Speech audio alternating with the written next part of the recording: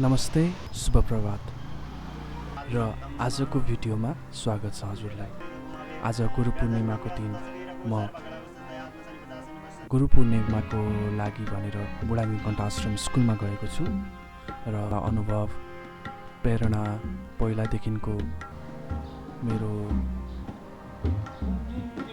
गुरुप्रतिको आस्था निकै बढेको छ।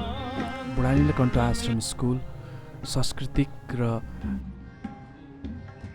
शिक्षित गुरुद्वारा व्यवस्थित भएको यो स्कुलबाट हामीले निकै कुरा सिकेका छौँ र अझै सिक्दै आएका छौँ।